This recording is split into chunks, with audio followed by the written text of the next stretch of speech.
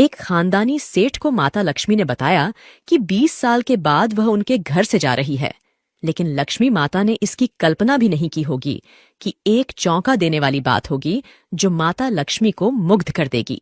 एक सेठ थे जो बहुत धनी थे। माता लक्ष्मी की उन पर विशेष कृपा थी। एक बार रात में जब सेठ विश्राम कर रहे थे, उसी समय लक्ष्मी जी ने उन्हें सपने में दर्शन दिया और कहा, सेठ जी, हमें तुम्हारे घर में रहते हुए 20 वर्ष बीत चुके हैं, परंतु अब मैं यहां से जाना चाहती हूं। सेठ जी यह सुनकर व्याकुल हो गए और कहने लगे, माता आप मत जाओ। लक्ष्मी जी ने पूछा, क्यों? तब सेठ जी बोले, माता आप ही की वजह से लोग हमें सम्मान देते हैं। अगर आप चली गईं तो हम तो गरीब हो जाएंगे। इसीलिए मैंने आपकी वजह से सभी से प्रेम व्यवहार और मंदिर जाना बंद कर दिया है। लक्ष्मी जी ने कहा, सेठ जी, मैंने कब मना किया था कि आप इन सब चीजों को छोड़ दें? फिर लक्ष्मी जी ने कहा, सेठ जी, मैं जाऊंगी जरूर, क्योंकि मैं हमेशा एक जगह नहीं ठहरती। सेठ जी ने पूछा, तो मैं आपके जाने के बाद क्या करूं? लक्ष्मी जी ने कहा, मैं तुम्हें एक वरदान देकर जाऊंगी, पर 2 नहीं। समझ लो, मांगो क्या मांगना चाहते हो?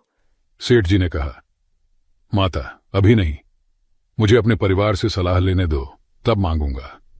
सुबह होते ही सेठ जी ने अपनी 4 बहुओं को अपने सपने के बारे में बताया और उनसे वरदान के बारे में सुझाव मांगे। बड़ी बहू ने सोने और जेवरात मांगने को कहा। मझली बहू ने स्कूल, कॉलेज और अस्पताल मांगने को कहा, क्योंकि वहां से अच्छी कमाई होती है। तीसरी बहू ने सभी जमीनें मांगने को कहा, ताकि अनाज पैदा करके अमीर बना जा सके।